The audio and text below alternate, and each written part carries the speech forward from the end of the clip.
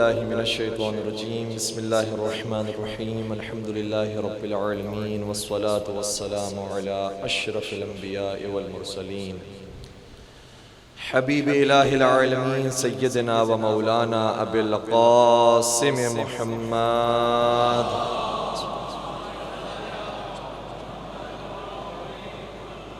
وعلى أهل بيته الطيبين الطاهرين المعصومين المظلومين الذين أذهب الله عنهم الرجس أهل البيت ويطهرهم تطهيرا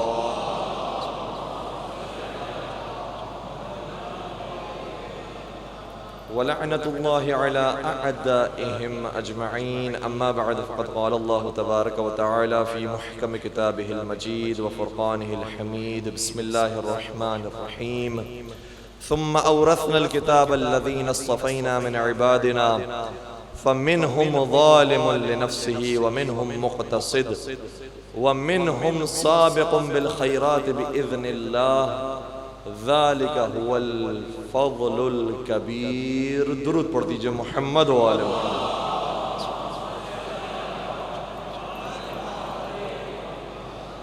اعزائے گرامی قدر، عظمت اہل بیت اور سیرت اہل بیت پر آج ہماری یہ دوسری گفتگو ہے، اور پہلی گفتگو کے اندر بنیادی باتیں بیان کرنے کی کوشش کی تھی کہ پروردگار عالم کی نگاہ میں انسان کی 2 قسمیں نہیں 3 قسمیں، اور اس پر صرف یہی ایک آیت دلالت نہیں کر رہی جو سورہ فاطر کی آیت نمبر 32 ہے، بلکہ سورہ واقعہ کے اندر بھی مسلسل 4 آیتیں اسی پیغام کو پہنچا رہی ہے، اور اشارہ ہوتا ہے وَكُنْتُمْ أَزْوَاجًا ثَلَاثًا، پروردگار نے تمہارے 3 گروہ بنائے ہیں.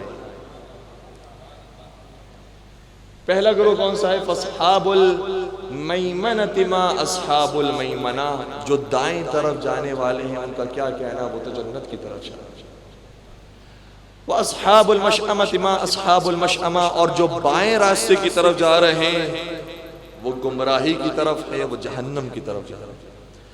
یہی 2 راستے انسان کے ذہن میں متصور ہو سکتے ہیں، لیکن یہاں پروردگار عالم نے ایک تیسرا گروہ بھی بیان کیا اور اس انداز سے اس کا تعارف کروایا، اور یہ بیان فرمایا کہ وہ تیسرا گروہ وہ ہے جو سب سے افضل ہے.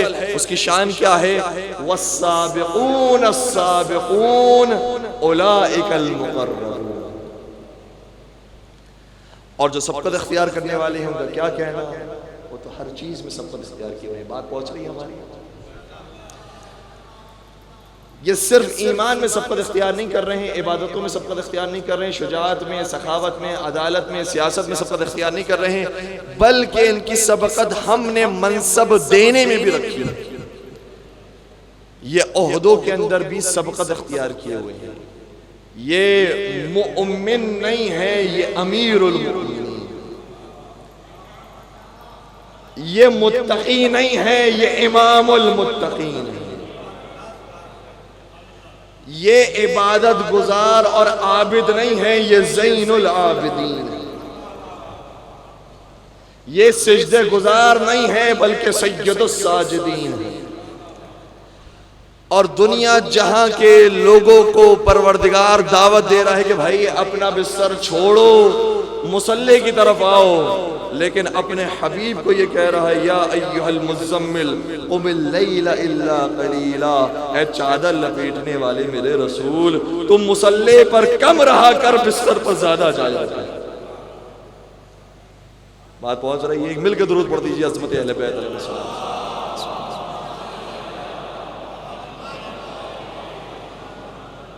تو یہ سبقت اختیار کرنے والے ہیں اور ہر مقام پر سبقت اختیار کیے ہوئے ہیں. ہمارا موضوع بہت وسیع ہے، اہل بیت میں سے ہر ایک کا اگر ذکر کیا جائے تو اس کے لیے اشرے درکار ہے، اور اہل بیت میں سے صرف ایک فرد کے فضائل کی اگر میرے مولا کی، میرے حدیث کے اندر نبی نے بات کی ہے تو فرمایا کہ لو ان الغیاض اقلام والبحر مداد والجنہ حساب والانس کتاب ما احصوا فضائل علی بن ابی طالب. اگر دنیا کے سارے درخت قلم بن جائیں، بات پہنچ رہی ہے، اور سارا سمندر سیاہی بن جائے، لکھنے والے انسان ہو جائیں، حساب رکھنے والے جنات ہو جائیں، پورا جہاں مل کر بھی سارے اہل بیت نہیں، اہل بیت کے ایک فرد کے فضائل لکھنا چاہیں، یہ سب ختم ہو جائیں گے، فضائل علی ختم نہ ہو۔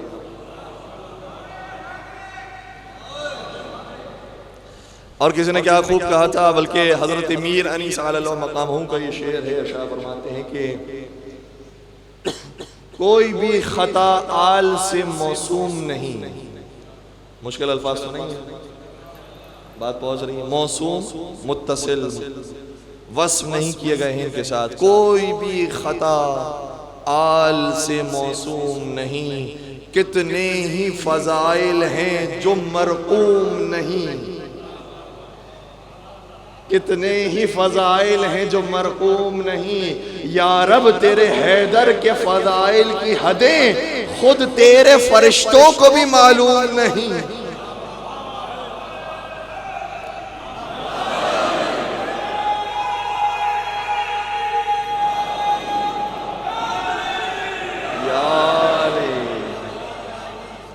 سلامت رہیں، فرشتوں کو بھی معلوم نہیں۔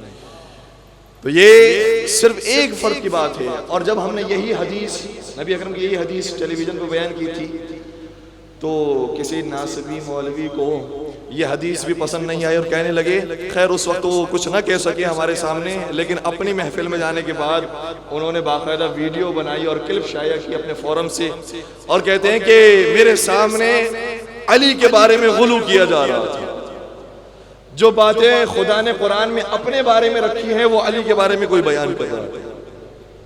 تو ہم ان سے کوئی اور بات نہیں کریں گے، ہم ہی کہیں گے بھائی ہماری کتابوں کو آپ چھوڑ دیجئے، اپنی کتابیں ہی پڑھ لیجئے۔ یہ حدیث جو میں نے بیان کی ہے یہ اپنی کتابوں سے بیان نہیں کی ہے، آپ کے بزرگوں کی کتابوں سے بیان کی ہے۔ اور پھر ہم نے ایک مجلس کے اندر مکمل آپریشن کیا تھا اس بات کا، لیکن آج کی گفتگو کے اندر کچھ حوالے بس پیش کر رہا ہوں کہ علامہ گنجی شافعی نے کفایت الطالب کے اندر اس روایت کو بیان کیا ہے۔ کون ہے؟ نام کیا تھا؟ گنجی شافعی ہے، گنجی اثنا عشری نہیں، صحیح؟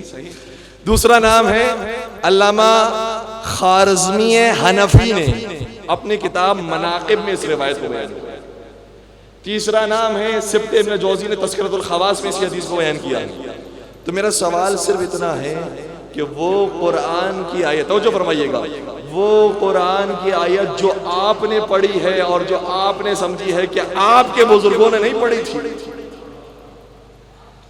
انہوں نے نہیں سمجھی تھی کہ یہ قرآن کی آیت ہونے کے باوجود اپنی کتاب میں یہ حدیث لکھ دی، اس کا مطلب یہ ہوا کہ وہ جانتے تھے کہ قرآن کی آیت بھی اپنی مقام پر ٹھیک ہے اور یہ حدیث رسول بھی ٹھیک ہے، کوئی تضاد نہیں ہے آپس میں۔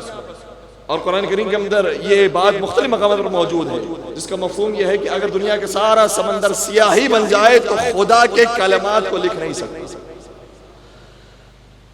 پہلے تو مجھے یہ بتائیے کہ کلمات الہی سے مراد کون ہے؟ جب جناب آدم علیہ السلام کی باری آئی تو ارشاد ہوتا ہے کہ فلما تلقى آدم من ربه کلمات، کہ پروردگار عالم نے کچھ کلمات حضرت آدم علیہ السلام کو القاء کیے ہیں، تو ان کلمات سے مراد کیا ہے؟ صرف ہماری کتاب میں یہ روایت موجود نہیں ہے بلکہ کتب اہل سنت کے اندر یہ روایت پائی جاتی ہے۔ شواہد التنزیل میں علامہ حسقانی نے لکھا، در المنصور میں علامہ سیوطی نے لکھا کہ کلمات سے مراد بمحمد و علی و فاطمہ والحسن والحسین۔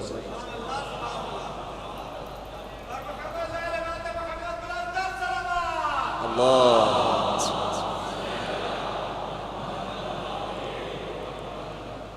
تو قرآن میں کلمات کا لفظ ہے کہ کلمات پروردگار کو کوئی شمار نہیں کر سکتا۔ اور اگر ہم فرض کرتے ہیں کہ یہاں پر کلمات سے مراد پنجتن پاک نہیں بھی ہیں، خود شان پروردگار ہے، تو اس میں کون سی تضاد کی بات ہے؟ شان پروردگار کو بھی کوئی بیان نہیں کر سکتا، شان علی مرتضیٰ کو بھی کوئی بیان نہیں کر سکتا۔ بعض لوگوں کی غلط فہمی ہو گئی کہ بھائی اس میں شرک ہو جاتا ہے کہ ہر چیز کے اندر اگر پروردگار کے ساتھ کسی کا بھی نام آ جائے تو شرک ہو جاتا ہے۔ شرک اس چیز کا نام نہیں ہے، عبادت میں اگر کسی کو شریک کیا جائے تو وہ شرک کہلاتا ہے۔ ربوبیت میں خدا کے ساتھ کسی کو شریک کیا جائے تو وہ شرک کہلاتا ہے، ورنہ اگر ہر چیز میں اگر خدا کے ساتھ کوئی موجود ہو اسے شرک آ جائے تو پھر قرآن میں مجھے معاف کیجئے گا کہ بہت سی آیتیں ایسی ہیں جس میں خدا نے اپنے ساتھ دوسروں کا ذکر کیا ہے، اور ان میں سے ایک آیت وہ ہے جو آپ ہر آذان سے پہلے پڑھتے ہیں کہ ان اللہ وملائکتہ یصلون علی النبی یا ایھا الذین آمنوا صلوا علیہ وسلموا تسلیما۔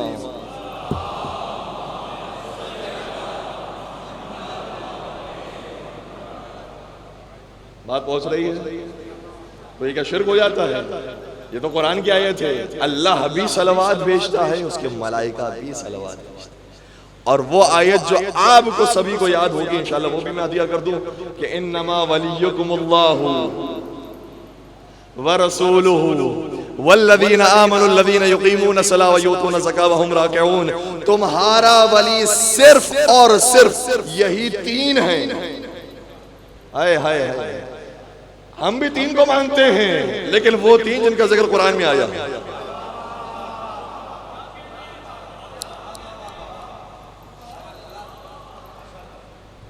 تمہارے ولی صرف تین ہیں، ایک اللہ ولی، ایک نبی ولی، ایک علی ولی۔ یا علی، تو قرآن مجید کی آیت ہے تمہارا ولی و سرپرست اور حاکم صرف اور صرف انما کے لفظ آپ سے بہتر اور کون سمجھے گا کہ آپ صبح و شام پڑھتے ہیں انما یرید اللہ لیذھب عنکم الرجس اہل البیت ویطہرکم تطہیرا۔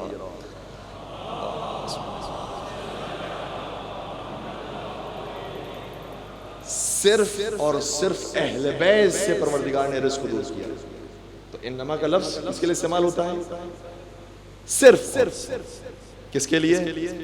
فقط اور فقط، صرف اور صرف۔ انما ولیکم اللہ، تمہارا ولی صرف اللہ ہے۔ تو اس کے بعد کسی اور کا نام نہیں آیا کیا قرآن میں؟ نہیں جی، آگے پڑھیے ورسولہ، اور اس کا رسول بھی تمہارا ولی ہے، اور وہ صاحبان ایمان بھی ولی ہیں جو نماز قائم کرتے ہیں اور حالت رکوع میں زکوٰۃ ادا کرتے ہیں۔ تو اس میں کوئی شرک کی بات نہیں ہے، کوئی شرک کی بات نہیں ہے۔ فضائل علی کو بھی اسی طریقے سے انسان نہیں لکھ سکتا جس طریقے سے شان پروردگار کو بیان نہیں کر سکتا۔ اس کے اندر کوئی شرک کی بات نہیں ہے اور کوئی غلو کی بات نہیں ہے۔ یہ ساری احادیث وہ ہیں کہ جو بزرگان اہل سنت نے، اہل تشیع نے، تمام مکاتب کی کتابوں کے اندر یہ باتیں موجود ہیں۔ لیکن اس سے بڑھ کر ایک اور جملہ بھی ہے جو ایران کے ایک بہت بڑے مناظرہ کرنے والے عالم دین آیت اللہ قزوینی نے بیان کیا۔ آیت اللہ قزوینی جن کا تعلق ہی اسی فیلڈ سے، فضائل اہل بیت کو بیان کرتے ہیں، عقائد اہل بیت کو بیان کرتے ہیں، اعتقادی بحثیں کرتے ہیں، مناظراتی بحثیں کرتے ہیں، اور ان کی باقاعدہ ویب سائٹ بھی موجود ہے۔ ہمارے نوجوان نوٹ کرنا چاہیں تو اس ویب سائٹ کو نوٹ بھی کر سکتے ہیں، ولی اثر اجل اللہ تعالی فرج الشریف.com۔ اس کی سپیلنگ ہم آپ کو بتا دیتے ہیں، VALIASR-AJ.com۔ یہ ویب سائٹ وہ ہے جو 4 زبانوں میں کام کر رہی ہے، جن میں سے ایک اردو بھی۔ تو اگر آپ اس ویب سائٹ سے مستفید ہونا چاہتے ہیں، بہترین ویب سائٹ، اردو میں بھی مواد موجود ہے، انگلش کے اندر بھی موجود ہے، فارسی میں بھی اور عربی میں۔ وہ جن کی فیلڈ یہ ہے میرے ساتھ بیدار ہیں، مجھے نہیں معلوم کہ مائک کی آواز آپ تک صحیح طریقے سے پہنچ رہی ہے، چونکہ ایس او پی سے خیال رکھنے کی وجہ سے ہمارے لیے بھی تھوڑا سا مشکل ہو گیا ہے کنیکشن برقرار رکھنا، تو تھوڑا سا میرے ساتھ بولیے گا اور ساتھ دیجیے گا۔ جس طرح سے ہمارے نوجوان یونیورسٹی میں جاتے ہیں اور دنیا کے علوم کے مختلف شعبوں کے اندر وہ جاتے ہیں، آرٹس کا الگ شعبہ ہے، سائنس کا الگ شعبہ ہے، اور پھر سائنس کے اندر زولوجی الگ ہے، باٹنی الگ ہے، اور باقی جو اس کے شعبے ہیں وہ مختلف الگ الگ ہیں۔ اسی طریقے سے آرٹس کے مختلف شعبے بنائے گئے ہیں، بزنس ہے، ایڈمنسٹریشن ہے، اسی طرح سائنس کے اندر انجینئرنگ ہے، کمپیوٹر ہے۔ تو جس طرح سے دنیا کے مختلف شعبے ہیں، اسی طریقے سے آج کے دور میں دین کے مختلف شعبوں پر بھی کام ہو رہا ہے اور مختلف شعبوں کے ایکسپرٹس موجود ہیں۔ بعض ایسے ہیں کہ جنہوں نے فقہ میں کام کیا ہے تو وہ فقیہ کہلائے، جیسے آیت اللہ سستانی ہے، آیت اللہ خامنہئی۔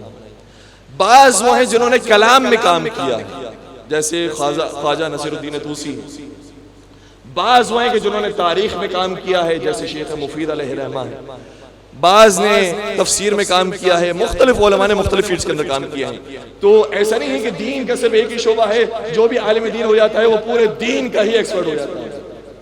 آج کے دور میں یہ بہت مشکل کام ہے، اس لیے ہر ایک سے ہر ایک سوال انسان نہیں کر سکتا، جو جس فیلڈ کا ماہر ہے اسے وہی سوال پوچھتا ہے. تو یہ جس فیلڈ کے ماہر ہیں وہ ہے مناظرے کی فیلڈ، فضائل کی فیلڈ. انہوں نے اس حدیث رسول پر ایک تبصرہ کہا. وہ تبصرہ یہ ہے کہ پیغمبر نے تو ارشاد فرمایا تھا کہ اگر دنیا جہاں مل کر فضائل علی کو لکھنا چاہیں تو نہیں لکھ سکتے. کہ فضائل علی کی تو ایک طویل فہرست ہے، فضائل علی کو تو لکھنا ناممکن ہے. میں یہ سمجھا ہوں کہ فضائل علی میں سے اگر کسی ایک فضیلت کو بھی پوری دنیا مل کر لکھنا چاہے تو اس ایک فضیلت کا بھی حق ادا نہیں کر سکتا.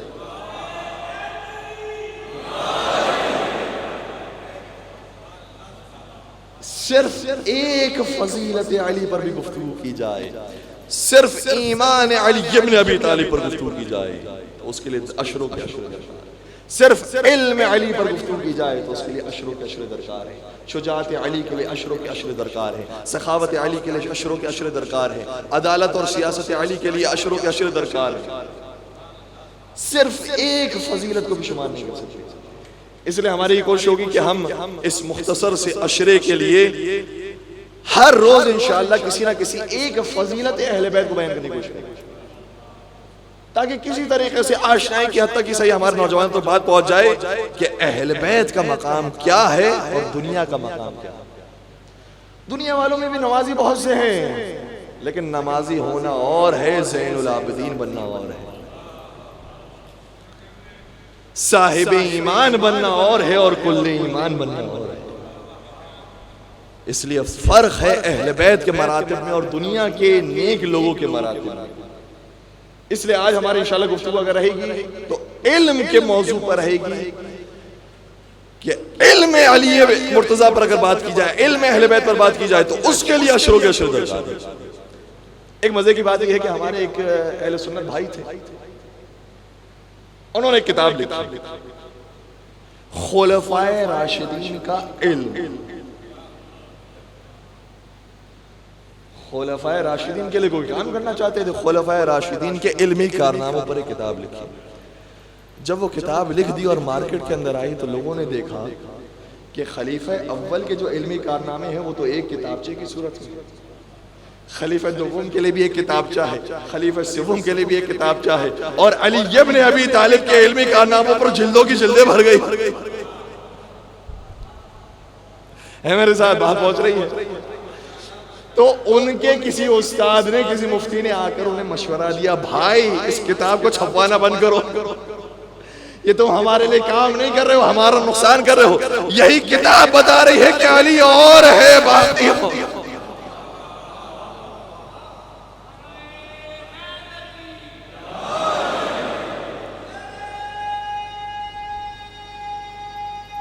سب مل گئے. یا علی یا علی. ارے ان کی زندگی میں کبھی یہ نہیں آیا کہ مجھے نہیں معلوم، لا ادری کا لفظ ان کی زبان پر کبھی جاری نہیں ہوا ہے. جب بھی کہا ہے ہمیشہ یہی کہا ہے سلونی قبل ان تفقدونی. اسی لیے تو کسی نے کیا خوب کہا تھا کہ حوالہ یاد نہیں کتاب سوچنے دو، حوالہ یاد نہیں کتاب سوچنے دو، کہاں سے پوچھ رہے ہو نصاب سوچنے دو.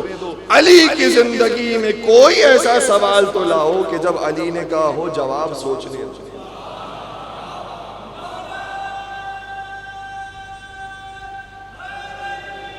یا علی اللہ اکبر یا رسول علی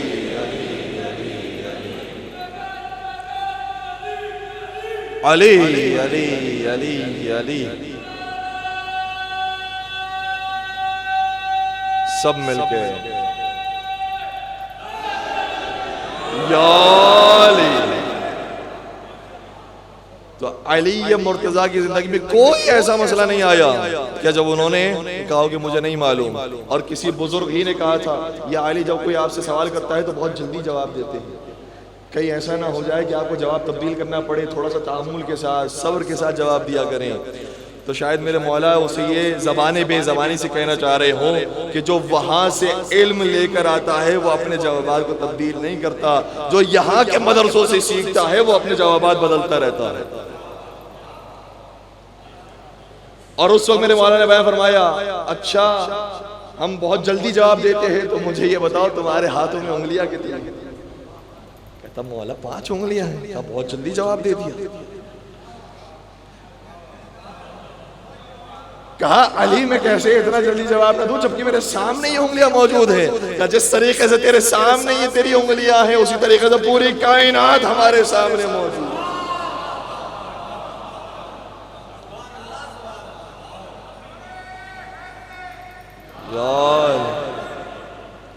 اس لیے ہم بھی بغیر تأمل کے جواب دیتے ہیں۔ ہمیں جو علم حاصل ہوا ہے وہ پروردگار کی طرف سے علم حاصل ہوا ہے۔ اور ویسے تو علم میں کارنامے میرے مولا کے آپ سنتے رہتے ہیں، بہت سے فیصلے ہیں، بہت سے قضاوتیں ہیں جو آپ سماعت فرماتے لگتے ہیں، لیکن ایک واقعہ ایسا ہے جسے ذرا کم بیان کیا گیا ہے اور کم معروف ہے، اس لیے بیان کرنے کی کوشش کر رہا ہوں۔ 2 لوگ تھے، کھانا کھانے کے لیے بیٹھے، ایک کے پاس 3 روٹیاں تھیں، دوسرے کے پاس 5 روٹیاں تھیں، دونوں مل کر بیٹھے۔ اتنے میں کوئی تیسرا شخص بھی آ گیا، اس نے کہا مجھے بھی شریک کر لو۔ میں نے کہا آ جاؤ ہمارے ساتھ بیٹھ جاؤ۔ تینوں نے مل کر کتنی روٹیاں کھائی؟ 8 روٹیاں کھائی۔ جب یہ روٹیاں کھا چکے تو جو اجنبی آیا تھا وہ جانے لگا تو 8 درہم چھوڑ کر چلا گیا۔ وہ تو چھوڑ کر چلا گیا، جب تک اس نے پیسے نہیں رکھے تھے تو کوئی جھگڑا نہیں تھا، جہاں مال آ گیا دونوں میں جھگڑا ہو گیا۔ وہ کہہ رہا ہے کہ میں نے صحیح ہے 3 روٹیاں تھی لیکن اپنی ساری روٹیاں دے دی، تمہاری 5 روٹیاں تھی تم نے بھی اپنی ساری دے دی، تو برابر برابر سے تقسیم ہونا چاہیے، مجھے بھی 4 درہم ملنے چاہیے تمہیں بھی 4 درہم ملنے چاہیے۔ اور اس نے کہا تم ناانصافی کر رہے ہو، میری تو 5 روٹیاں تھی، مجھے 5 ملنے چاہیے تمہیں 3 ملنے چاہیے۔ اس نے کہا نہیں مجھے 4 ملنے چاہیے، تمہیں بھی 4 ملنے چاہیے، میں تمہیں 5 نہیں دوں۔ کا فیصلہ کیسے ہوگا؟ کوئی اور فیصلہ کرنے والے نہیں سوائے حلال مشکلات امیر کائنات علی ابن ابی طالب علیہ السلام کی۔ مل کر عظمت مولا علی پر صلوات بھیجنا۔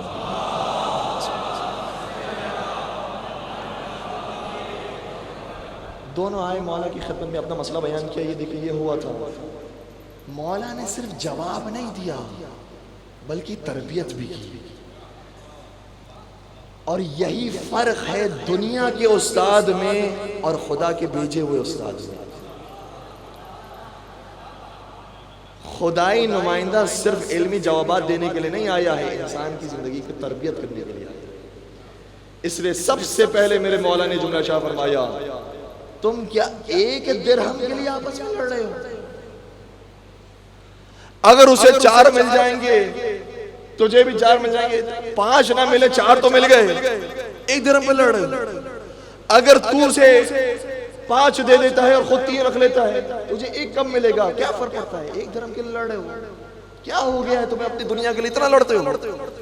سب سے پہلے انہیں کہا کہ دنیا حقیر ہونی چاہیے، دنیا سے جانا ہے۔ یا ہمیں مومن آپ کی باتیں یہ ساری اپنے مقام پر سچ ہیں، لیکن ہم چاہتے ہیں کہ حق اور عدالت کے ساتھ آپ فیصلہ کریں، میرا کتنا حق بنتا ہے اس کا کتنا حق بنتا ہے۔ جو کہنے والا تھا نا یہ وہ تھا جس کے پاس 3 روٹیاں تھی، 3 روٹیاں والا کہنے لگا کہ آپ حق اور عدالت کے ساتھ فیصلہ کریں، وہ مجھے منظور ہوگا، میرے 4 درہم ہونے چاہیے یا 3 درہم ہونے چاہیے۔ میرے مولا نے فرمایا اگر ہم نے فیصلہ کر دیا تو کہیں تجھے پچھتانا نہ پڑ جائے۔ اس نے سمجھا کہ کیا پچھتانا، 4 نہیں ملیں گے تو کم از کم 3 تو مل ہی جائیں گے۔ مولا فیصلہ کیجئے، آپ کیا فیصلہ سناتے ہیں؟ مولا کا فیصلہ سنیے گا پوری توجہ کے ساتھ۔ کتنی روٹیاں تھی؟ 8 روٹیاں تھی۔ کتنے کھانے والے تھے؟ 3 کھانے والے تھے۔ میرے مولا نے فرمایا ہر روٹی کے حصے کو 3 حصوں میں تقسیم کرو۔ 8 روٹیوں کو 3 حصوں میں تقسیم کیا جائے، کتنے حصے بنیں گے؟ واہ کیا کہنے آپ کے۔ 24 حصے بنیں گے. 24 میں سے ہر ایک نے کتنے حصے کھائے ہوں گے؟ اگر سب نے برابر سے کھائے ہوں گے تو 8 حصے سب کے حصے میں آئے ہوں گے. میرے مولا نے اب اس شخص سے سوال کیا جس کی 3 روٹیاں تھی. کہا تیرے 3 روٹیوں کے کتنے حصے بنتے ہیں؟ 9 حصے بنتے ہیں.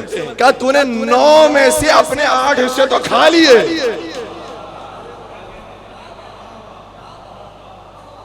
صرف ایک حصہ بچ گیا تھا جو تو نے اس اجنبی کو کھلایا. اور تیرے اس دوست کی 5 روٹیاں تھی, اس کے کتنے حصے بنتے ہیں؟ کتنے حصے بنتے ہیں؟ میں آگے نہیں بڑھوں گا, آپ میرا ساتھ دیجیے گا. 15 حصے بنتے ہیں. اس کی 5 روٹیوں کے 3 حصے کیے جائے تو 15 حصے بنتے ہیں. اس نے 8 حصے اپنے کھا لیے. کتنے بچے؟ 7 حصے بچے. امام نے شاہ فرمایا جو 8 درہم چھوڑ کر گیا ہے اس میں سے صرف تیرا 1 درہم ہے, باقی 7 درہم اس کے ہیں.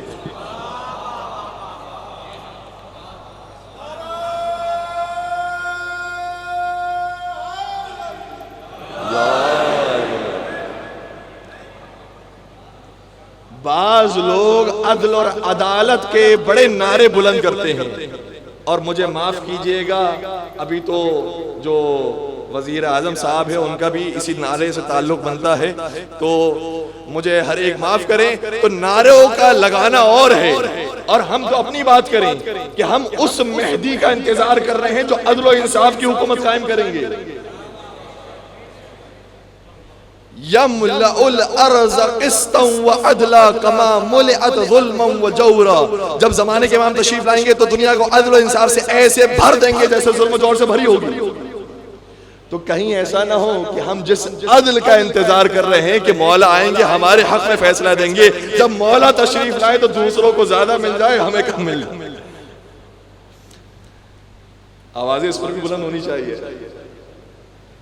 ہم اپنے ذہن کے اندر بہت ساری چیزیں سوچ رہے ہیں کہ ہمارا یہ حق ہونا چاہیے, یہ حق ہونا چاہیے, لیکن جب زمانے کے امام آئیں گے تو وہ وارث علی مرتضیٰ ہے, وہ واقعاً عدل اور انصاف کے مطابق فیصلہ کرتے ہیں. تو صرف میرے مولا کی اگر علم دنیا کی بات کی جائے تو ایسے ذخیرے موجود ہیں کہ کوئی اس کا مقابلہ نہیں کر سکتا. اور پھر وہ قرآن مجید کی جو آیت ہے جو آپ سنتے رہتے ہیں سورہ یاسین کے اندر بار بار آپ تلاوت فرماتے رہتے ہیں کہ اِنَّا نَحْنُ نُحْيِي الْمَوْتَى وَنَكْتُبُ مَا قَدَّمُوا وَآثَارَهُمْ وَكُلَّ شَيْءٍ أَحْصَيْنَاهُ. ساتھ دیجئے گا فی امام مبین. قرآن کریم کی آیت یہ ہے کہ ہم مردوں کو زندہ کرنے والے ہیں اور ہم انسان کے نام اعمال کو لکھ رہے ہیں. جو وہ کام کر رہا ہے وہ لکھ رہے ہیں. کہ نہیں, جو کام کر رہا ہے صرف وہ نہیں لکھ رہے, بلکہ وہ جو کام کر کے چلا گیا ہے لیکن اس کے آثار باقی ہیں اس کو بھی لکھ رہے. کتنے لوگ ایسے ہیں کہ جنہوں نے مسجدیں بنائی ہیں, اب وہ اس دنیا میں نہیں ہے لیکن مسجد کا ثواب ان کے نام آنا.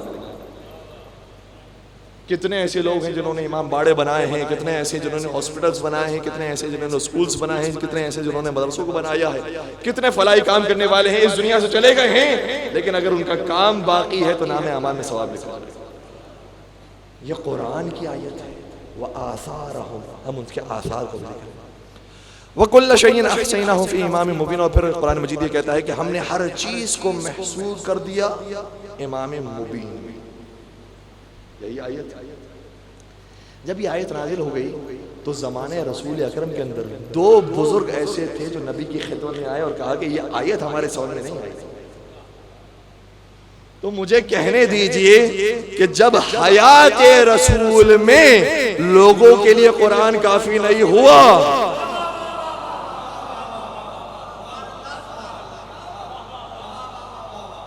جب تک کہ قرآن کی تفسیر بیان کرنے والا نہ ہو تو قرآن کافی نہیں ہوا, تو کیا وفات رسول کے بعد کوئی کسی کے لیے قرآن کافی ہو سکتا ہے؟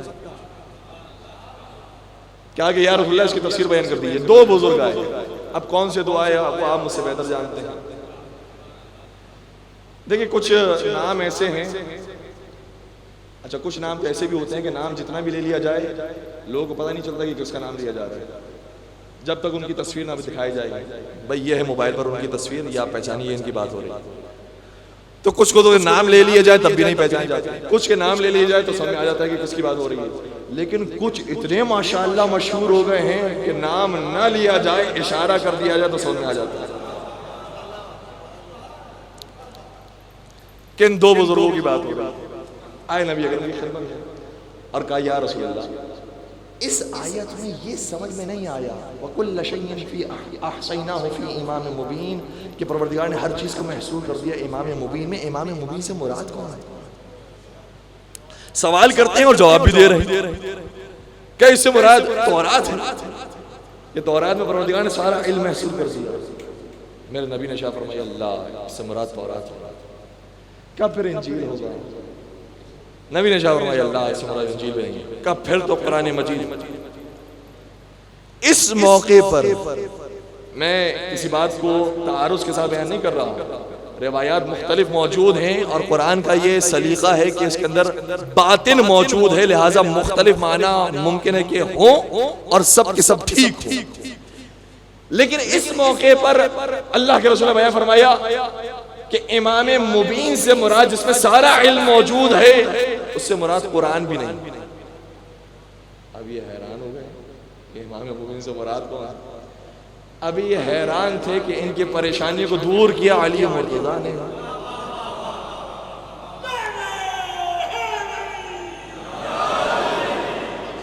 یہ سوال کر رہے تھے نبی سے، یہاں نگاہ مصطفیٰ علی مرتضیٰ پر پڑی. فرمایا ہوا ھذا انہ الامام الذی احصى اللہ تبارک و تعالی فیہ علم کل شیء. ارے یہی تو وہ امام مبین ہے جس میں خدا نے کائنات کا سارا علم محصور کر دیا.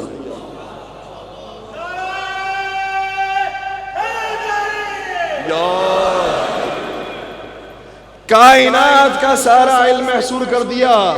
صرف علی سے شریعت کے متعلق سوال نہ کرو، کائنات سے متعلق سوال کرو. اس لیے میرے مولا نے میں فرمایا تھا کہ مجھ سے سوال کرو، سلونی قبل ان تفقدونی، مجھ سے سوال کرو قبل اس کے کہ تم مجھے کھو بیٹھو، اور میں زمین کے راستوں سے زیادہ آسمان کے راستوں کو جانتا ہوں. تو اس کا مطلب یہ ہوا کہ اگر علم دین چاہیے تو علی کے در پر آؤ، علم دنیا چاہیے تو علی کے در پر آؤ، علم ریاضیات چاہیے تو علی کے در پر آؤ، علم جغرافیہ چاہیے تو علی کے در پر آؤ، علم سائنس چاہیے تو علی کے در پر آؤ، علم تفسیر چاہیے تو علی کے در پر آؤ، علم فلسفہ چاہیے علی کے در پر آؤ، علم عرفان چاہیے علی کے در پر آؤ، علم تاریخ چاہیے علی کے در پر آؤ، علم تفسیر چاہیے علی کے در پر آؤ. جو دنیا جہاں کے علوم حاصل کرنا چاہتے ہو علی کے در پر آؤ. بلکہ میں کہوں گا کہ اگر آداب نماز سیکھنا چاہتے ہو تو علی کے در پر آؤ، آداب زکوٰۃ سیکھنا چاہتے ہو تو علی کے در پر آؤ، آداب جہاد سیکھنا چاہتے ہو تو علی کے در پر آؤ، آداب حکومت سیکھنا چاہتے ہو تو علی کے در پر آؤ. اور میں ساری باتوں کا خلاصہ صرف 2 جملوں میں بیان کروں. دنیا جہاں کے سارے مسائل سے چھٹکارا چاہتے ہو تو علی کے در پر آؤ، اور ہلاکت سے بچنا چاہتے ہو تو علی کے در پر آؤ.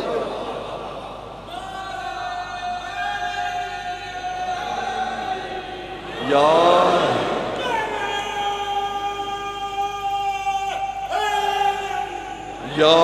علی آپ جی سلامت رہیں. کسی نے کیا خوب کہا تھا کہ جو مانگنا ہے اسی در سے مانگ اے اکبر، جو مانگنا ہے اسی در سے مانگ اے اکبر. یہی وہ در ہے کہ ذلت نہیں سوال کے بعد، ذلت نہیں سوال کے بعد. علی مرتضیٰ کا در کھلا ہوا ہے، صرف اپنوں کے لیے نہیں غیروں کے لیے بھی کھلا ہوا، صرف اپنوں کے لیے نہیں دشمنوں کے لیے بھی کھلا ہوا. اسی لیے تو کسی نے آ کر سوالات کیے اور وہ کہہ کر گیا کہ لولا علی لہلکا، اگر علی نہ ہوتے تو میں بھی ہلاک ہو جاتا.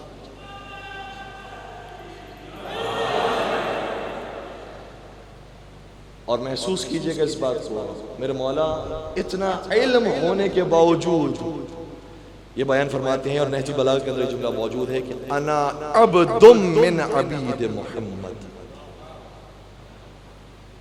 میرے مولا کا جملہ ہے، میں اپنے آقا کے غلاموں میں سے غلام،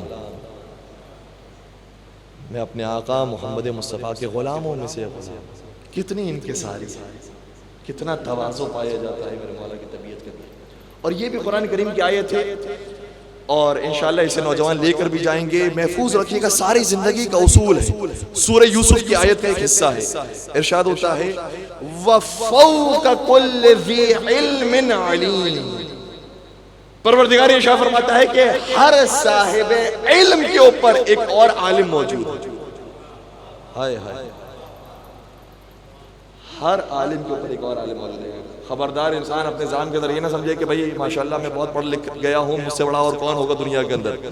ارے ہماری کیا اوقات ہے, جناب موسیٰ کلیم اللہ جیسا نبی بھی ہو, اگر وہ یہ سمجھے کہ مجھ سے زیادہ کون عالم ہوگا تو جناب خضر کو ان کی خدمت میں پیش کر دیا جائے.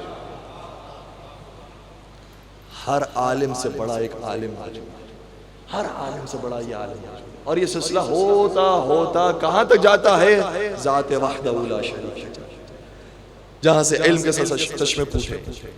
اور اگر میرے ساتھ ہے تو میں قرآن کی چند آیتوں کو پیش کروں تاکہ اندازہ ہو کہ کس کا علم کس مرتبے کا. بھائی ایک مل کر درود پڑھ دیجئے محمد و آلہ.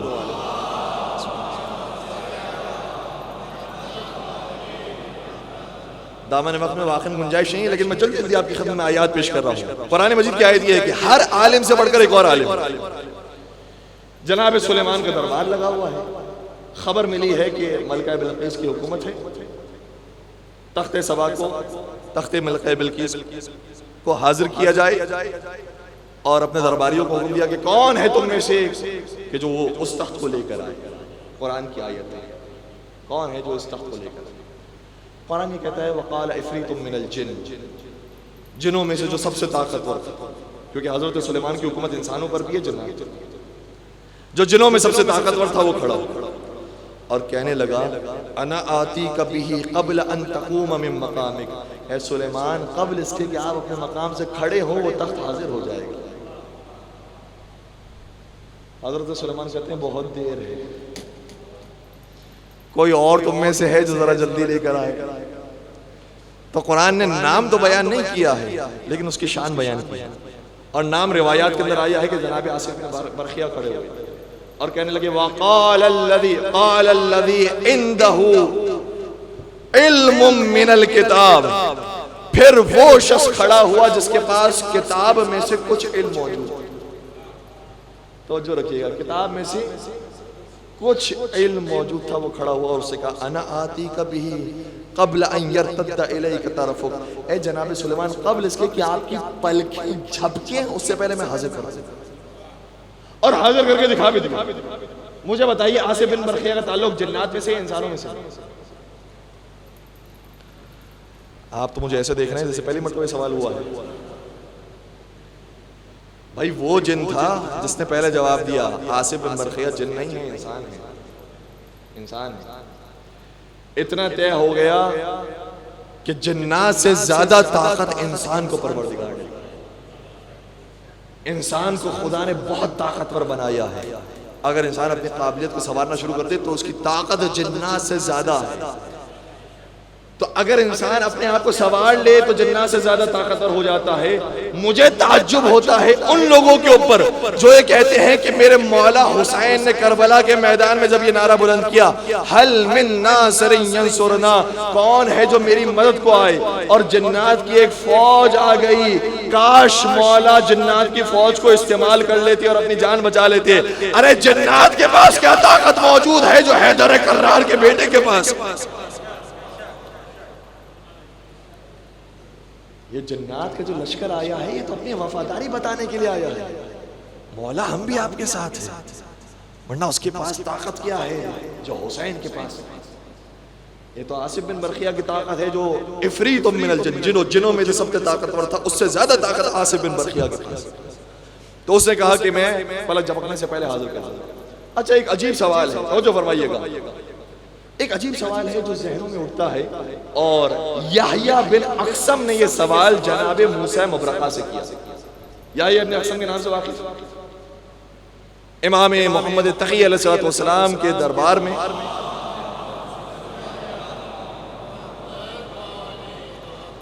جب وہ 9 برس کے تھے تو مامون رشید نے یحییٰ بن اقسم کو سامنے بٹھایا تھا جو قاضی القضات تھا, سب سے زمانے کا سب سے بڑا عالم تھا, اور کہا تھا کہ اس 9 برس کے بچے کے ساتھ سوالات کرو, دیکھتے ہیں جوابات دے سکتا ہے نہیں دے سکتا. اس کے سوال کو ہی مولا نے باطل قرار دے دیا. اور کہا تیرا سوال ہی ناقص ہے، اس کے اندر اتنی شکیں بنتی ہیں. پھر سوال کیا تو وہ جواب نہیں دے سکا تھا. اور کسی نے کیا خوب کہا تھا میرے مولا تقی علیہ السلام کی شان میں، کہتے ہیں کہ بیابا اور ہوتا ہے نشیمن اور ہوتا ہے. نشیمن اپنے بچوں کے لیے عرض کروں، نشیمن کہا جاتا ہے جہاں انسان بیٹھتا ہے. گھر کو کہا جاتا ہے نشیمن، آشیانے کو کہا جاتا ہے نشیمن. شاعر کہتا ہے کہ بیابا اور ہوتا ہے نشیمن اور ہوتا ہے، تقی سا پھول ہو جس میں وہ گلشن اور ہوتا ہے. تقی سا پھول ہو جس میں وہ گلشن اور ہوتا ہے. امام وقت ہوتے ہیں یہاں 9 سال کے بچے. ہائے ہائے ہائے، امام وقت ہوتے ہیں یہاں 9 سال کے بچے. آخری میں سے توجہ رکھے گا، امام وقت ہوتے ہیں یہاں 9 سال کے بچے. ابو طالب کی اولادوں کا بچپن اور ہوتا ہے.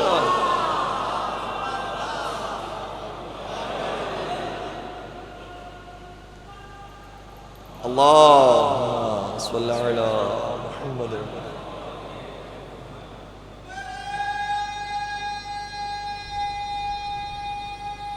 مل کے جواب دیجیے گا. یا علی مولا آپ سب کو سلامت رکھیے. بس دامن وقت میں گنجائش بہت کم رہ گئی. میں اس بات کو پہنچانا چاہتا ہوں اور پھر منزل مصائب کے قریب ہو جاؤں گا کہ یحییٰ ابن اخسم نے سوال کیا موسیٰ مبرکہ سے. موسیٰ مبرکہ کون ہیں؟ یہ وہ ہیں کہ جو شہر مقدس قم کے اندر مدفون ہیں اور امام تقی علیہ السلام کے فرزند ہوتے ہیں. فرزند سے سوال کیا یحییٰ ابن اخسم نے. جو یحییٰ ابن اخسم باپ کے علم کا معترف ہو چکا تھا، بڑھاپے میں جا کر بچے کے علم کا بھی معترف ہو گئے. کہا کہ موسیٰ مبرکہ سے سوال کیا. لیکن جناب موسیٰ مبرکہ چونکہ امام نہیں تھے، ان کے بھائی امام علی نقی علیہ السلام امام ہوتے ہیں.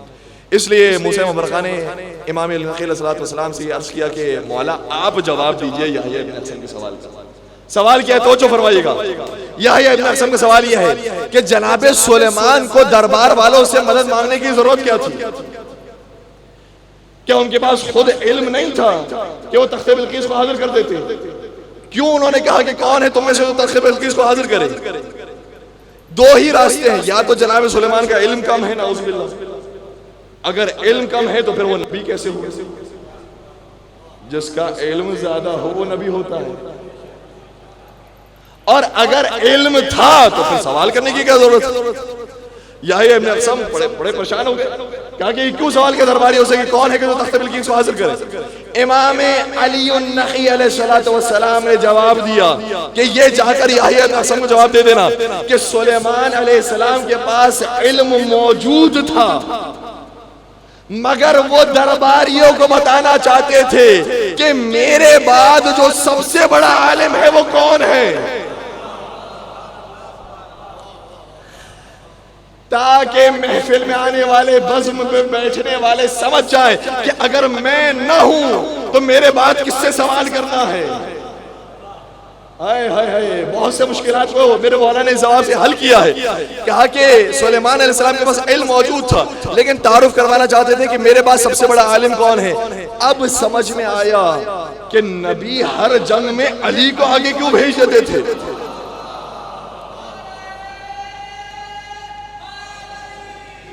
یا علی مولا آپ کے حوصلوں کو سلامت رکھے. بس میں جملے کو مکمل کروں. کیا نبی کے پاس طاقت کم تھی؟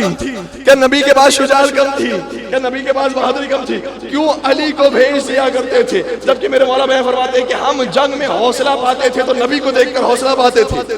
پھر کیوں نبی ہر جنگ میں علی کو آگے بھیج دیتے تھے؟ نبی اس لیے بھیجتے تھے تاکہ بزم والے جان لیں اگر میں نہ ہوں تو میرے پاس سب سے بڑا شجاع علی مرتضیٰ ہے.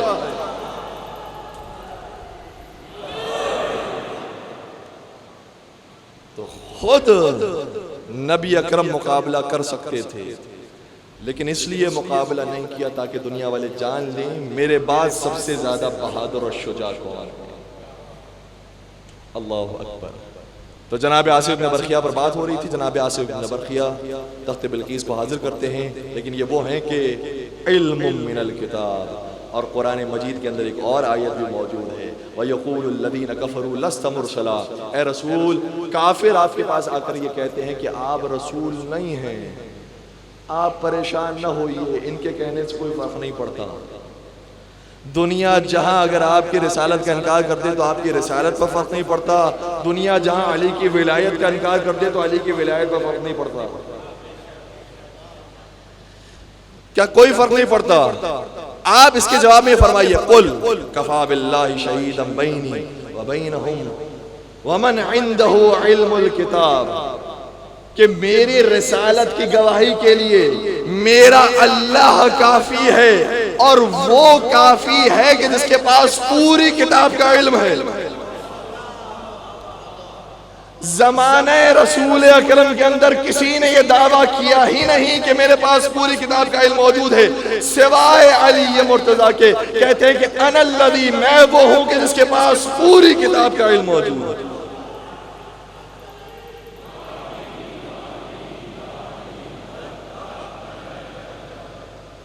تو علی مرتضیٰ وہ ہیں جو پوری کتاب کا علم رکھتے ہیں۔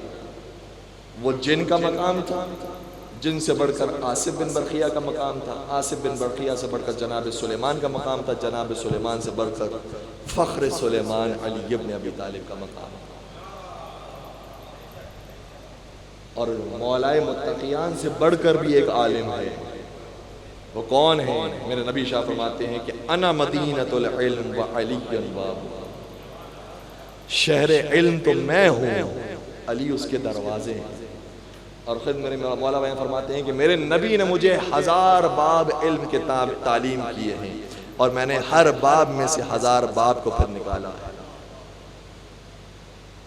تو میرے مولا کے اوپر ایک اور عالم ہے جسے محمد مصطفیٰ کہتے ہیں، اور نبی اکرم کے اوپر بھی ایک عالم موجود ہے۔ کیوں؟ میرے پاس کیا دلیل ہے؟ دلیل خود قرآن کریم کی آیت ہے۔ بس اس آیت پر میں اپنے پیغام کو مکمل کر دوں گا۔ اتنے بڑے علم کے معراج پر ہونے کے باوجود، بچوں سے بطور خاص میں عرض کر رہا ہوں، کبھی گھمنڈ نہ کرنا، کبھی غرور نہ کرنا کہ مجھ سے بڑا کون عالم ہوگا۔ اتنے بڑے علم کی رفعت پر پہنچنے کے باوجود خدا اپنے حبیب سے شاہ فرماتا ہے قل رب زدنی علما، اے رسول تو بھی یہ دعا کر کہ پروردگار میرے علم میں اضافہ کر۔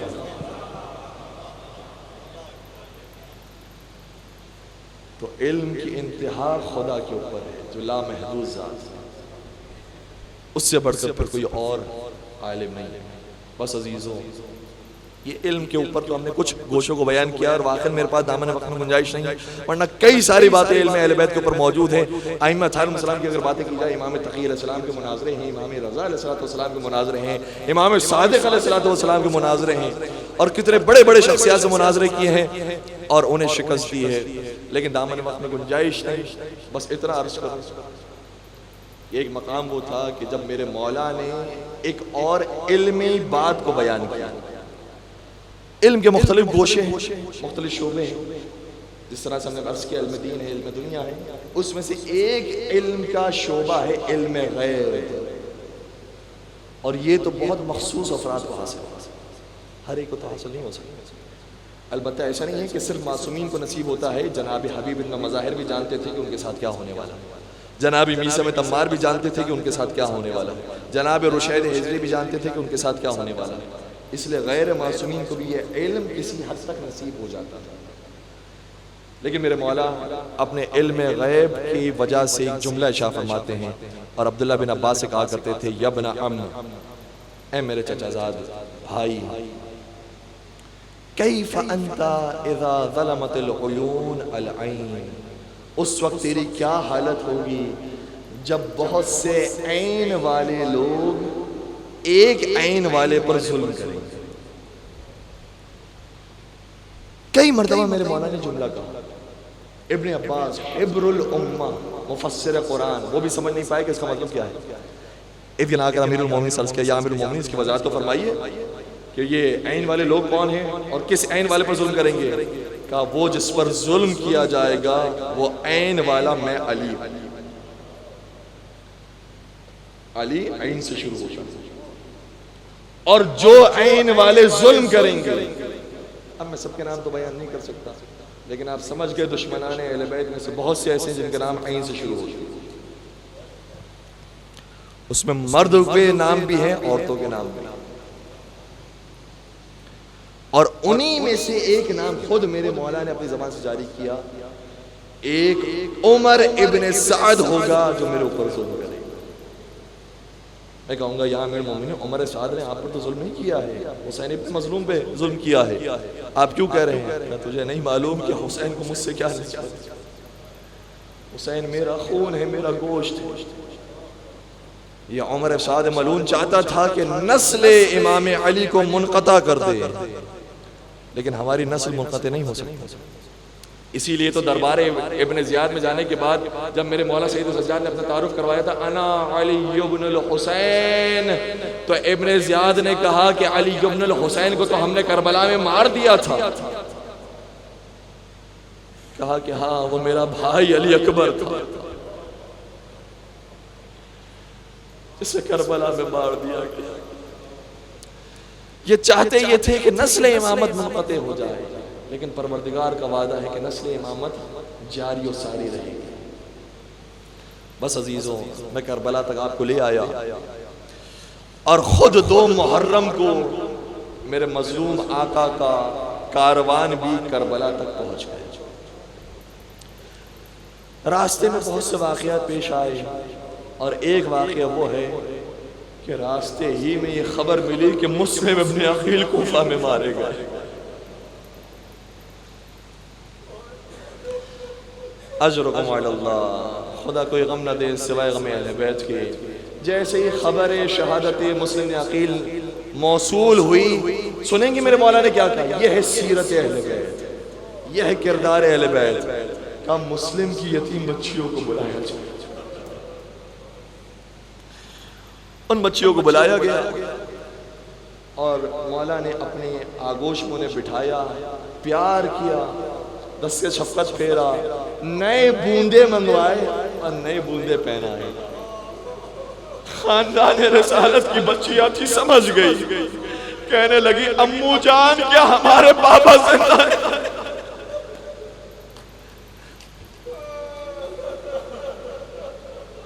اجرکم علی اللہ۔ میرے مولا نے بیان فرمایا اب سے میں تمہارا باپ، اب سے مجھے بابا کہنا۔ میرا دل یہ کہتا ہے کہ اس منظر کو دور سے سکینہ نے بھی دیکھا ہوگا، اور یہ واقعہ اپنے ذہن میں محفوظ کر لیا ہوگا۔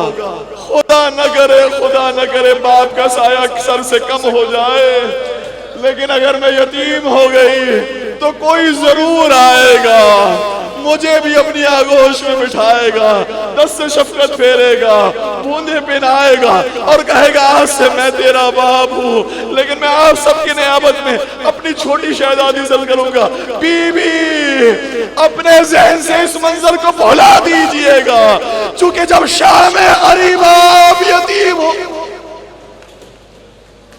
کوئی بالیاں پہنانے والا نہیں آئے گا، بالیاں نوچنے والے آئیں گے، دست شفقت پھیرنے والا نہیں آئے گا، تماچے لگانے۔ اجرکم علی اللہ۔ اپنی آوازوں کا آزاد کیجئے گا، شہزادی کو خوش کیجئے گا۔ حسین کی مادر گرامی مجلسوں کے اندر آتی ہے، اور ہمارا تو عقیدہ یہ ہے کہ زمانے کے امام زندہ ہیں اور زمین میں موجود ہیں، اسی لئے تو ہم یہ کہتے ہیں کہ السلام علیکہ یا بقیت اللہ فی الارض، وہ جو زمین میں اللہ کا بقیہ ہے اس پر ہمارا سلام ہو۔ ہمارا زمانے کا امام زمین میں موجود ہے، اور کہاں موجود ہوگا؟ میرا دل یہ کہتا ہے جو سب سے متبرک جگہ ہوگی وہی زمانے کا امام تشریف لاتا ہوگا۔ خدا جانے ہماری قسمت میں ہو کہ اس مجلس کے اندر زمانے کے امام تشریف لائے ہو۔ اپنی آوازوں کو بلند کیجئے گا، ان کے جد کا انہیں پرسہ دیجئے گا۔ بس عزادارو یہ قافلہ کربلا کی منزلوں کی طرف آگے بڑھنے لگا، اور ایک وقت وہ آیا کہ جب مولا کی سواری رک گئی، اہل قریہ سے سوال کیا اس مقام کو کیا کہتے ہیں؟ کیا مولا حسین نہیں جانتے کہ اس جگہ کو کیا کہتے ہیں؟ جانتے ہیں، خوب جانتے ہیں، لیکن دنیا والوں کو یاد کروانا چاہتے ہیں۔ یاد رکھو اس زمین کا نام کیا ہے، وہ اس زمین کے نام کو بھول نہ جائے۔ سوال کیسے کیا کہتے ہیں؟ کسی نے آگے بڑھ کر کہا آقا اسے نینوا کہتے ہیں۔ مولا نے فرمایا اس کا دوسرا نام بھی ہوگا. کسی نے آگے بڑھ کر کہا کہ اسے غازریہ کہتے ہیں. امام نے فرمایا اس کا تیسرا نام بھی ہوگا. کسی نے کہا اسے ماریہ کہتے ہیں. امام نے فرمایا اس کا چوتھا نام بھی ہوگا. کسی نے کہا اسے شط فرات کہتے ہیں. لیکن امام کسی اور نام کی تلاش میں تھے. یہ نام وہ ہے جو آدم علیہ السلام کو بھی یاد کروایا گیا, نوح علیہ السلام کو یاد کروایا گیا, ابراہیم اور اسماعیل کو یاد کروایا گیا, موسیٰ اور عیسیٰ کو یاد کروایا گیا. ان کی سواریاں بھی اسی سرزمین سے گزری تھی, اور جب گزری تھی تو زخمی ہوئی تھی. یاد کروایا گیا تھا اسی سرزمین میں آخری رسول کا نواسا 3 دن کا بھوکا پیاسا مارا جائے گا. اس پر ماتم کرو, اسے سلام کرو, اس کے قاتل پر لعنت بھیجو. اس کے بعد کربلا کی زمین کو ترک کر دو.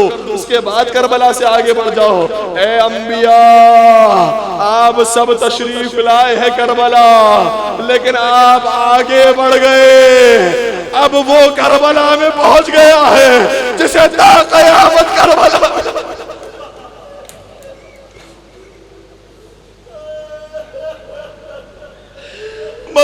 ایک بوڑھا آگے بڑھا اور کہا فرزند رسول, میں نے اپنے بزرگوں سے سنا ہے اس زمین کو کربلا بھی. میرے مولا نے فرمایا اللہم انی اعوذ بک من الکرب والبلا, پروردگار میں کرب اور بلا سے تیری پناہ میں آنا چاہتا ہوں. یہ کہنے کے بعد اپنے بھائی عباس کو کہا, عباس ہمارے خیمے لگاؤ, ہماری اماریوں کو روک دو, ہمارا یہیں پر قیام ہوگا. بس عزادار مولا عباس سے تو حکم کی تعمیل میں خیمے لگانا شروع کر دیے. لیکن ایک بہن بھی ساتھ موجود ہے جو بھائی کی فراقت کا بھی برداشت نہیں کر سکتی. لہٰذا وہ بہن ایک مرتبہ بھائی کی خدمت میں آئی اور کہا بھائیا اس سرزمین سے آگے بڑھ جائیے, کیونکہ جب میں یہاں پہنچی ہوں تو مجھے تیز آندھیاں محسوس ہوئی, مجھے طوفان محسوس ہوا, اور میں نے اس زمین کی خاک کو اپنے ہاتھوں میں اٹھا کر سونگا تو اس میں آپ کے خون کی بو آ رہی. ہائے وہ بھائی اپنے بہن کو کیسے تسلی دے, کیسے بتائے کہ دین خدا کی حفاظت ہمارے قیام سے ہوگی. بس ایک مرتبہ اعلان کیا, بہن زینب ہماری ذمہ داری ہے, ہمارے خیمے یہیں پر لگیں گے. بس عزاداروں خیمے تو لگ گئے, لیکن میرے مولا نے اس سرزمین کو پہلے خریدا ہے. بنی اسد والوں کو کہا یہ 4 فرسخ کی جو زمین ہے اسے ہم خریدنا چاہتے ہیں. 60,000 درہم دیے ہیں, زمین خریدی ہے اور اس کے بعد ہبہ کی ہے, اور 3 شرطیں رکھی ہیں. کہا کہ ان شرطوں پر عمل کرنا, اس کے بعد یہ زمین تمہاری ہو گئی. مولا اپنی شہادت بھی غصبی زمین پر برداشت نہیں کر سکتے. اگر شہادت حسین غصبی زمین پر نہیں ہو سکتی تو عزاداری حسین کیسے غصبی زمین پر ہو سکتی ہے, نمازیں کیسے غصبی زمینوں پر ہو سکتی ہے. بس حسین نے زمین خریدی, 3 شرطیں رکھی. پہلی شرط کیا ہے؟ پہلی شرط یہ ہے کہ اگر یہاں پر ہمارے دشمن آ جائے اور ہمیں قتل کر دے اور ہمارے لاشوں کو نہ دفنائیں تو تم ان کے چلے جانے کے بعد آنا اور ہمارے لاشوں کو دفنا دے. میں کہوں گا مولا یہ کوئی شرطیں تو نہیں ہے, یہ تو آپ کا وصیت نامہ ہے, یہ تو آپ کی وصیتیں معلوم ہوتی ہے. دوسری شرط کیا ہے؟ کہ دوسری شرط یہ ہے کہ جب ہماری قبروں کو تیار کر دو اور ہمارا دور سے کوئی زائر آ جائے, کوئی ہمارا عاشق آ جائے. کربلا کی تاریخ بیان ہو رہی ہے, کیسے کربلا آباد ہوئی ہے. ہمارا کوئی زائر آ جائے, ہائے آج سب سے زیادہ زائرین کربلا کے ہیں. اتنے زائرین تو بیت اللہ کی بھی نہیں ہیں جتنے کربلا کی سرزمین کے ہیں. بس کہا زائر آ جائے تو بتا دے رہا یہ تیرے مظلوم مولا کی قبر ہے. اور پھر تیسری شرط رکھی, جب ہمارا زائر آ جائے اسے 3 دن کا مہمان رکھنا, اس کے کھانے کا بھی خیال رکھنا, اس کے پانی کا بھی خیال رکھنا. میں کہوں گا آقا 3 دن کا کیوں مہمان بنا رہے ہیں, 7 دن تک مہمان بنائیے, 10 دن تک مہمان بنائیے, کچھ طولانی حد تک ہم بھی رہنا چاہتے ہیں, آپ کی سرزمین میں قیام کرنا چاہتے ہیں. 3 دن کا مہمان بنانے کی بات کیوں کی؟ شاید میرے مولا کا جواب آئے گا, ارے تم سمجھے نہیں, ہمیں 3 دن کا بھوکا پیاسا